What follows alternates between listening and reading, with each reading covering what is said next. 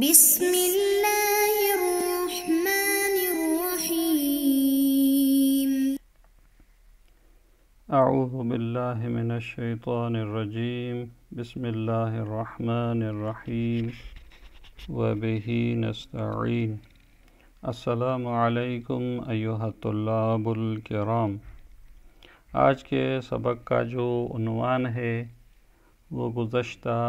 سبق میں جو ہماری گفتگو تھی کہ حجیت خبر واحد پر آیے نبا کے ذریعے استدلال کیا گیا تھا، تو اس استدلال پر ایک اشکال ہے جس کی طرف صاحب کتاب اشارہ فرماتے ہیں وَأَمَّا الْإِشْكَالُ عَلَى الْإِسْتِدْلَالِ بِمَفْهُومِ هَذِهِ الْآيَةِ، کہتے ہیں کہ اس آیے نبا کے مفہوم کے ذریعے جو استدلال تھا اس پر ایک اشکال ہے کہ بِأَنَّ مَوْرِدَهَا، اس آیت کا جو شان نزول ہے هو الْإِخْبَارُ عَنِ الْإِرْتِدَادِ،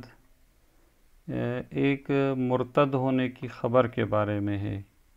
کہ حیث ان الولید الفاسق اخبر عن ارتداد بن المستلق۔ اس کا خلاصہ اس طرح ہے کہ پیغمبر اکرم نے ولید بن عقبہ کو اپنا نمائندہ بھیجا تھا زکوٰۃ لینے کے لیے قبیلہ مستلق، بنی مستلق سے۔ تو جب ان کو خبر ہوئی کہ پیغمبر کا وکیل اور نمائندہ آ رہا ہے تو اس کے استقبال کے لیے وہ سب نکل کر آئے، تو ولید بن عقبہ نے جب یہ دیکھا تو چونکہ ولید بن عقبہ کی اس بنی مستلق کے قبیلے سے ایک دوران جہالت میں دشمنی تھی، تو اس نے سمجھا کہ یہ مجھے مارنے آئے ہیں، تو اس نے بغیر تحقیق کیے وہیں سے جو ہے واپس آ کر پیغمبر کو یہ خبر دی کہ یہ بنی مستلق والا قبیلہ جو ہے وہ مرتد ہو گیا ہے اور مجھے مارنے آ رہے تھے، تو اسی لیے یہاں جو ہے وہ ارتداد کے بارے میں۔ تو پیغمبر بہت ناراض ہوئے اور ان سے جنگ کا فیصلہ کیا، تو اسی مناسبت سے یہ آیت نازل ہوئی تھی کہ اگر فاسق خبر لے آئے تو اس سے اس کے بارے میں تحقیق کرو، چھان بین کرو کہ یہ خبر درست ہے یا نہیں۔ تو اشکال اس طرح ہے کہ بھئی جب ولید کو آیہ میں فاسق کہا گیا ہے، جب وہ ارتداد بنی مستلق کے یعنی بنی مستلق کے مرتد ہونے کی خبر لایا تھا، تو مسئلہ یہ ہے کہ اگر ہم مفہوم پر عمل کریں اور یہ کہیں کہ بھئی عادل اگر کسی کے فاسق ہونے کی یا مرتد ہونے کی خبر دے ایک عادل شخص، تو کافی ہونا چاہیے، در حال کہ لا یکفی فیہ خبر العدل الواحد، کیونکہ یہاں بینہ لازم ہوتا ہے اور شاہد جو ہے ایک کافی نہیں ہے۔ تو پھر بھی مفہوم کے ذریعے آپ خبر عادل واحد کی حجیت کو ثابت نہیں کر سکتے مسئلہ یہ ارتداد میں، یعنی 2 نفر پھر بھی ہونے چاہیے۔ تو مسئلہ یہی ہے کہ پھر ایک خبر واحد جو ہے پھر بھی اس کی حجیت آپ اس آیت کے مفہوم سے ثابت نہیں کر سکتے، یہ اصل اشکال ہے۔ صاحب کتاب اس کا جواب دیتے ہیں، کہتے ہیں کہ آپ اس کے شان نزول کی طرف نہ جائیں اور جو قاعدہ کلیہ اس آیت میں ہے ہم اس کو لیتے ہیں کہ فَيُمْكِنُ الْجَوَابُ عَنْهُ، اس کا جو جواب یہ ہے کہ بِأَنَّ ظاہر الآیہ، آیت کا جو ایک ظاہری معنی ہے وہ بیان حکم عام، ایک عمومی حکم بیان کر رہی ہے، غیر ملاحظ فیہ المورد، اس حکم عام میں جو ہے اس کا مورد جو اخبار عن الارتداد جو ہے وہ بنی مستلق کے بارے میں، کہتے ہیں اس سے ہٹ کر ایک حکم عام ہے، وہ یہ ہے کہ وَهُوَ أَنَّ الْفَاسِقَ، جب فاسق اذا اخبر بخبر، ایک خبر کے ساتھ خبر لائے، لابد فیہ من التبین، تو وہاں تبین اور تحقیق کرنی چاہیے۔ وَهُوَ اسْتِيضَاحُ الْخَبَرِ، یعنی خبر کے بارے میں جو ہے وہ وضاحت طلب کرنا کہ یہ درست ہے یا نہیں، اور والوقوف علی بیان الحقیقت والواقع، اور حقیقت اور جو واقعے کے مطابق ہے اس پر جو ہے وہ آگاہی حاصل کرنا۔ تو یہ ایک قاعدہ کلیہ ہے اور ہم بھی اسی کو لے رہے ہیں کہ جب فاسق خبر لائے تو تحقیق کریں، جستجو کریں، اور عادل اگر لائے تو ضروری نہیں ہے کہ بخلاف العادل، اگر عادل جو ہے وہ خبر لاتا ہے فلا یلزم فیہ ذالک، تو اس میں پھر تبین اور استیضاح جو ہے وہ لازم نہیں ہے۔ اور اس سے یہی پتہ چلتا ہے کہ پھر خبر عادل جو ہے وہ حجت ہے۔ اس کے بعد ایک دوسرا مورد بھی کہتے ہیں کہ اس آیت سے ہم ثابت کر سکتے ہیں، وہ یہ ہے کہ ایک دفعہ عادل ڈائریکٹ خبر دیتا ہے کہ میں نے یہ دیکھا، یہ ہوا۔ ایک دفعہ عادل یہ کہتا ہے کہ میں نے سنا، مثلا میں نے زید سے سنا، میں نے بکر سے سنا کہ اس طرح اس نے کہا تھا، تو کہتے ہیں اس مورد کو بھی خبر شامل ہوتی ہے اور یہ مورد بھی حجت ہے۔ یعنی اگر ایک عادل شخص یہ کہے کہ میں نے فلاں سے سنا ہے کہ وہ یہ کہہ رہا تھا اس طرح، تو کہتے ہیں یہ اس عادل کا یہ کہنا کہ میں نے سنا ہے، اس میں بھی ہم اس کی تصدیق کریں گے کہ یہ ٹھیک کہہ رہا ہے۔ کہ ثم لا اشکال ظاہرا علی دلالت هذه الآیت المبارکہ مفہوما، کہتے ہیں کوئی مشکل نہیں ہے ظاہری طور پر کہ یہ آیہ مبارکہ جو ہے وہ دلالت کرتی ہے بے اعتبار مفہوم، یعنی وہ جو اس کا مفہوم ہے جملہ شرطیہ کا یا جملہ وصفیہ کا، علی حجیت الخبر صحیح، کہ خبر صحیح جو خبر عادل ہے وہ حجت ہے۔ وہو خبر العادل الواحد، خبر صحیح کس کو کہتے ہیں؟ جو ایک عادل شخص جو ہے خبر لے آئے، مطلقاً، یعنی یہ دلالت کرتی ہے کہ یہ حجت مطلقاً ہے، ولو کان بالواسطہ، یعنی ولو جو عادل خبر دے رہا ہے وہ واسطے کے ذریعے دے رہا ہے، کہ مثلا میں نے فلاں سے سنا، خود اس نے ڈائریکٹ نہیں دیکھا اس مسئلے کو، لیکن جو ہے وہ واسطے کی بات کر رہا ہے، تو یہ واسطے والی صورت کو بھی جو ہے وہ آیہ شامل ہوتی ہے اور حجیت خبر واحد ثابت ہوتی ہے۔ اس کی دلیل یہ دیتے ہیں کہ لأن المخبر عن الواسطۃ، کیونکہ جو کہتا ہے کہ میں نے مثلا فلاں سے سنا یا واسطے سے جو کہہ رہا ہے، تو در حقیقت اخبر ان فلانا حدثنی بکذا وکذا، تو گویا کہ وہ یہ کہہ رہا ہے کہ مثلا فلاں نے مجھے اس طرح کہا، تو یہ بھی ایک قسم کا جو ہے وہ خبر دینا ہی ہے، کہ وہ خبر من الاخبار، یہ بھی ایک قسم کا خبر دینا ہے، لا یجب فیہ التبین، اور اس میں پھر جستجو کرنا ضروری نہیں ہے کہ ہاں بھئی اس نے اس سے سنا ہے، نہیں سنا، جھوٹ بول رہا ہے، کیا ہے، تو کہتے ہیں کہ جب عادل اس طرح کہے تو واسطہ ہی کیوں نہ ہو پھر بھی اس کی بات مانی جائے گی اور اس کی خبر جو ہے وہ حجیت رکھتی ہے، وہکذا۔ البتہ اس میں ایک صورت ہے، وَإِذَا احتمل وجود معارض لخبر هذا العادل، کہتے ہیں اگر احتمال ہو کہ اس عادل کی خبر کا ایک معارض ہے، مثلا زید ایک عادل شخص ہے، اس نے آ کر کہا کہ مجھے بکر نے اس طرح کہا ہے، اور اس کے مقابلے میں حسن جو ہے وہ بھی ایک عادل شخص ہے، اس نے اس کے بالکل برعکس بات کی ہے کہ فلاں شخص نے اس طرح نہیں کہا تھا، تو اب یہ تعارض ہو جاتا ہے، یعنی یہ جو خبر عادل تھی اس کے ایک معارض دوسری خبر بھی ہے،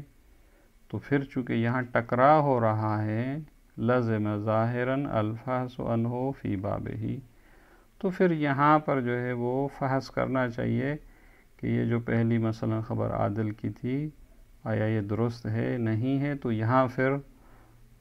بغیر تبین کے اور بغیر جستجو اور اس کے فحص کے پھر ہم اس پر عمل نہیں کر سکتے، تو لہذا یہاں پر لازم ہے الفحص عنہ فی بابہ والعمل بمقتضی قواعد التعارض، اور جو تعارض کے قوانین ہیں جو انشاءاللہ تعارض اور تراجیح کے باب میں مفصل بحث آئے گی، اس کے مطابق عمل کرنا چاہیے کہ ان میں سے اگر کوئی خبر مرجحات رکھتی ہے نہیں رکھتی ہے، یا جو بھی قوانین ہیں اس کے مطابق عمل کیا جائے گا۔ وَإِلَّا اگر کہتے ہیں کہ اس عادل کی خبر میں معارض نہ ہو، فَيُعْمَلُ بِهِ مِنْ أَوَّلِ الْأَمْرِ، مثلا زید نے آ کر شروع سے کہا ہے کہ بھئی مجھے جو ہے فلاں نے یہ خبر دی ہے، اور اس کا کوئی معارض بھی نہیں، کوئی اس کے ٹکراتی ہوئی دوسری خبر بھی نہیں ہے، تو پھر ابتدا سے ہی اس زید کی جو کہ عادل ہے خبر پر عمل کیا جائے گا بغیر کسی مشکل کے۔ وَهَذَا غَيْرُ مُنَافٍ لِلْحُجِّيَّةِ، کوئی یہ کہے کہ بھئی آپ جو مثلا کہہ رہے ہیں کہ ایک عادل شخص کی خبر کے بارے میں ایک دوسری خبر ٹکرا کر رہی ہو، تو پھر عادل شخص کی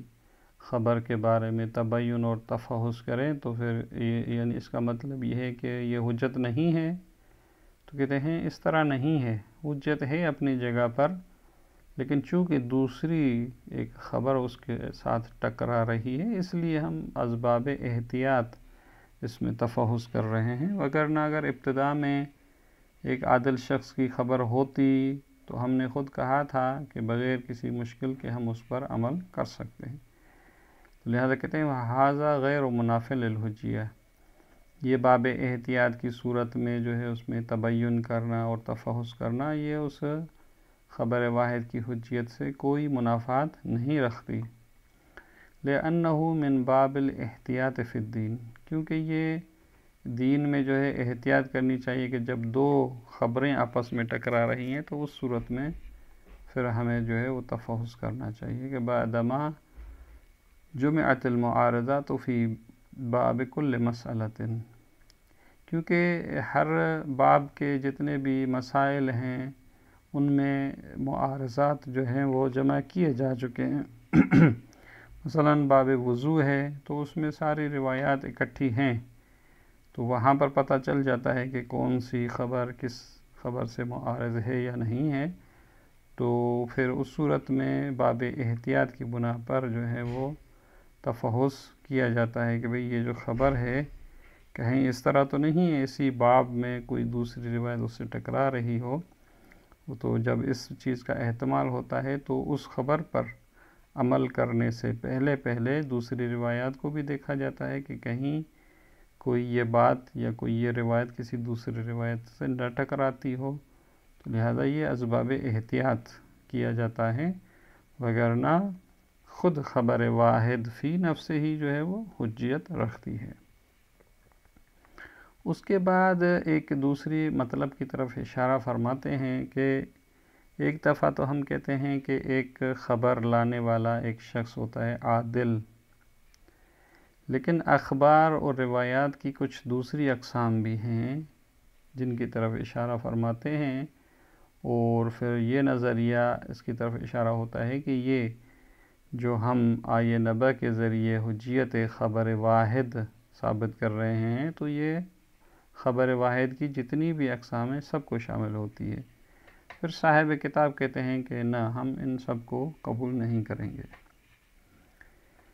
تنبیہ جو ہے کہتے ہیں قد حاول بعض الاساتین،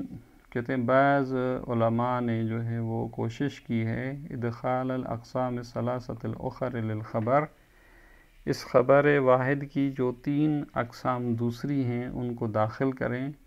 فی مضمون الآیہ، یہ جو آیہ نبا تھی کہتے ہیں کہ اس کے ذریعے ہم یہ جو تین اقسام نیچے ذکر کر رہے ہیں ان کی حجیت کو بھی ثابت کریں کہ فتدل حینئذ علی حجیتہا، کہ یہ آیہ جو ہے ان تین اقسام کی حجیت پر بھی دلالت کرے گی۔ وہ تین اقسام کون سے ہیں؟ وہی الحسن، ایک جو ہے وہ خبر واحد حسن اس کو کہا جاتا ہے، خبر حسن، وَهُوَ الَّذِي فِي رُوَاتِهِ، یہ ایسی خبر ہے کہ جس کے جو راوی ہیں غیر ثابت العدالہ، ان کا عادل ہونا جو ہے وہ ثابت نہیں ہے، وَلَكِنَّهُ مَمْدُوحٌ، لیکن ایسے افراد ہیں جن کے بارے میں مدح کی گئی ہے، جن کی تعریف کی گئی ہے کہ یہ اچھے لوگ ہیں، لیکن عادل ہیں یا نہیں ہیں یہ ان کے لیے ثابت نہیں ہے، تو ایسی خبر کو جس کے راوی جو ہیں وہ ممدوح ہوں حسن کہتے ہیں۔ دوسری قسم جو ہے وہ خبر موثق ہے، وَهُوَ الَّذِي فِي رُوَاتِهِ غَيْرُ مُسْتَكْمِلِ الْإِيمَانِ، کہتے ہیں خبر موثق اس خبر کو کہا جاتا ہے جس کے جو راوی ہوں ان کا ایمان جو ہو وہ مکمل نہ ہو، لَكِنَّهُ مَوْثُوقٌ بِهِ، لیکن ایسے افراد ہیں جن کے بارے میں کہا گیا ہے کہ ان پر اعتماد کیا جاتا ہے، یہ جھوٹ نہیں بولتے اور یہ جو ہے وہ مورد اطمینان اشخاص ہیں۔ تو لہٰذا ایسے افراد اگر روایات میں ہوں، جس طرح مثلاً ایک مذہب کے نہ ہوں، دوسرے مذہب کے ہوں، لیکن ایک اچھے افراد ہوں، جس طرح موثق میں کہتے ہیں کہ مثلاً راوی جو ہے وہ امامی نہیں ہے لیکن جو ہے وہ موثوق بہ ہے، یعنی ایک ایسا بندہ ہے جو کہ جس پر اعتماد کیا جاتا ہے اور قابل اطمینان ہو، تو اس کو خبر موثق کہا جاتا ہے۔ اس کے مقابلے میں جو آخری چوتھی قسم ہے اس کی ضعیف ہے، وَهُوَ الَّذِي فِي رُوَاتِهِ مَضْمُونٌ، یعنی اس راوی میں جو سلسلہ سند میں جو راوی ہیں وہ ایسے افراد ہیں جن کی مذمت کی گئی ہے کہ بھئی یہ ٹھیک افراد نہیں ہیں۔ تو یہ جو تین اقسام ہیں، اور چوتھا تو پہلے شروع میں ذکر ہوا تھا، وہ تو مسلم ہے کہ جس کا خبر جو ہے وہ مثلاً ایک راوی جو ہے امامی بھی ہیں، عادل بھی ہیں، وہ تو مسلم تھا۔ اس کے بعد یہ جو تین تھے مثلاً حسن، موثق اور ضعیف، تو کہتے ہیں ان کان محفوفاً بقرائن ظنیہ، اگر یہ تینوں مثلاً ایسے قرائن سے موجود ہوں جو ظن آور ہوں، تو اس صورت میں کہتے ہیں کہ یہ آیہ نبوہ بھی ان کو شامل ہوتی ہے،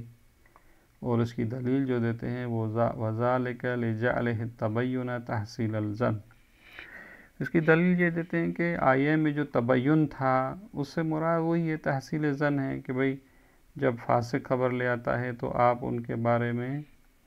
تبین کریں، یعنی ظن حاصل کریں کہ بھئی ان کی خبر ٹھیک ہے یا نہیں۔ اور ہم بھی یہ کہتے ہیں یہاں پر کہ یہ جو تین اخبار کے اقسام تھے خبر واحد کے،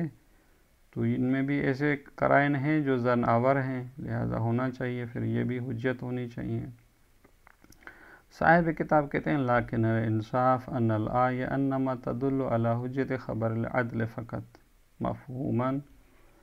کہتے ہیں کہ انصاف یہ ہے کہ آیہ نبوہ جو ہے وہ فقط عادل شخص کی خبر کی حجیت پر دلالت کرتی ہے کہ وہ راوی عادل ہو، مفہوماً جو ہم یہ ثابت کر رہے ہیں مفہوم وصف سے یا مفہوم شخص۔ وَأَمَّا غَيْرُهُ، اس سے ہٹ کر یہ جو تین اقسام آپ نے خبر کے بتائے تھے کہ حسن و موثق و ضعیف، فخارج بالمنطوق، یا تو یہ منطوق سے ہی خارج ہیں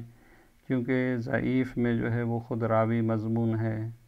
خود جو موثق تھی اس میں بھی راوی غیر امامی تھا، لہذا یہ منطوقاً ہی خارج ہو جاتی ہے،